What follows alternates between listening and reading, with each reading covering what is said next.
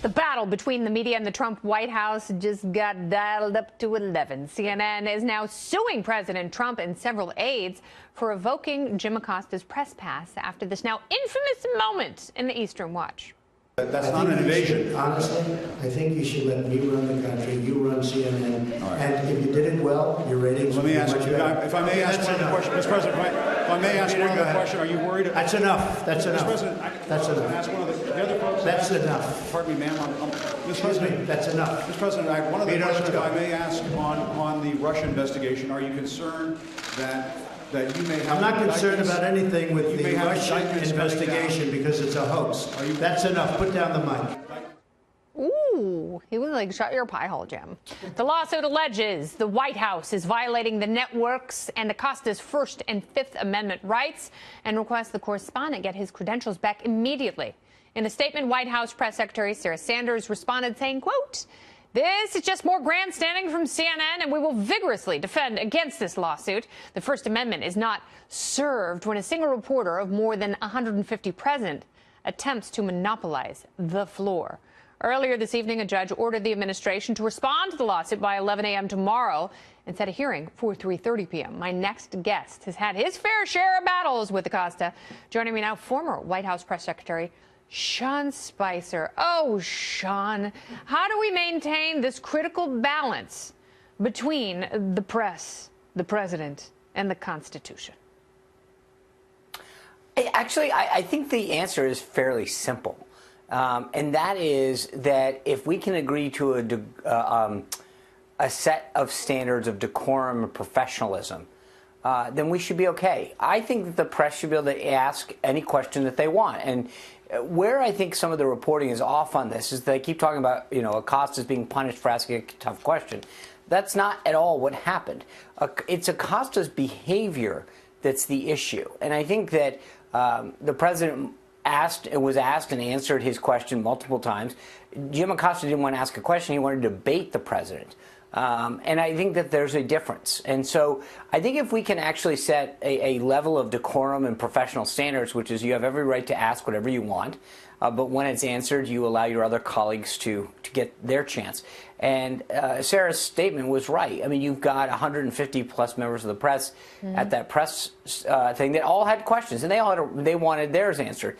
And it wasn't Jim's press conference to dominate. So there's a level of decorum, which is you get your question answered. The president says thank you, and let's move on. Yeah. You don't. It's not your microphone. It's not your press conference. Now, what about the idea that CNN is saying that protection of a free press is enshrined in the Constitution, and it is. And the president doesn't get to kick out the press because they challenge him. And CNN says, Jim Acosta has been doing this for a long time, and it is his job to challenge the president. But Kennedy, a couple things. Let's just be clear. CNN is still there. There are 4, 5, 6, 7 other members of the CNN team covering the White House. They have 50 passes to the White House.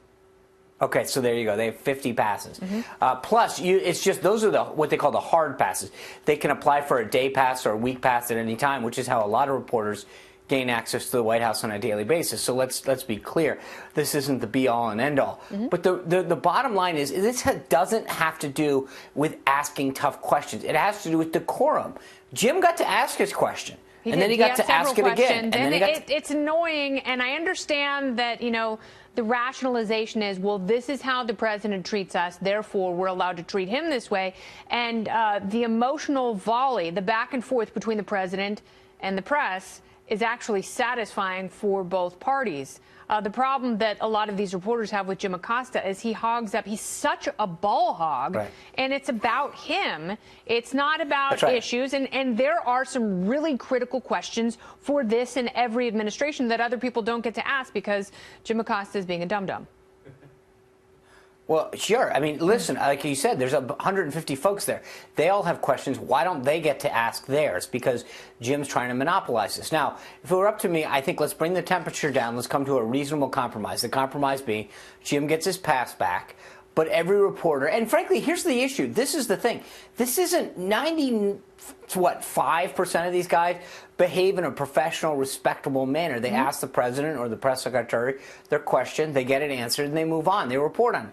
That's what America's all about. The Constitution doesn't give you the right to go wherever you want and whatever, but no one has a problem with what Jim asked. And that's where CNN's sort of not giving you the full story. They keep talking about we have a right to, no kidding. I agree with that wholeheartedly. I think the president agrees with that. They have a right to ask what they want.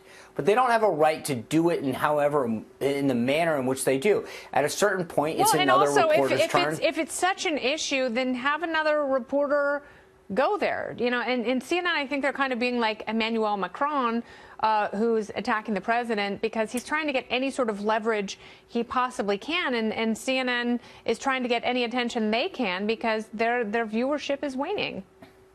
Well, and I actually, here's the thing that I think is sad about this.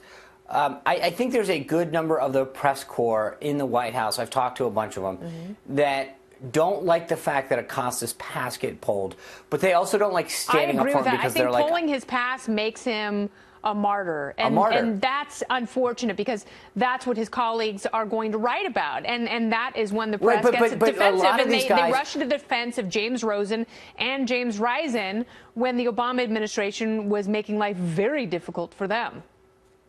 Right, but I think a lot of the reporters that I talk to in the press corps right now are saying, I don't like being put in this position because I feel like I have to defend a colleague's, need for a pass, but I don't like the antics, and I don't like it being all about them, and I don't like the selfishness. I mean, frankly, if we can be honest for a second, it is annoying, and, Jim Acosta has some responsibility here, too. I don't feel bad for him, and if he wants to behave like an adult, then he can wear his big boy pants and go back to the White House and have a great time with everyone else. But until then, he's got to go back to JCPenney. Right, and here's the thing, though. We have to go, but I love you tremendously, and I would like you to come back in person.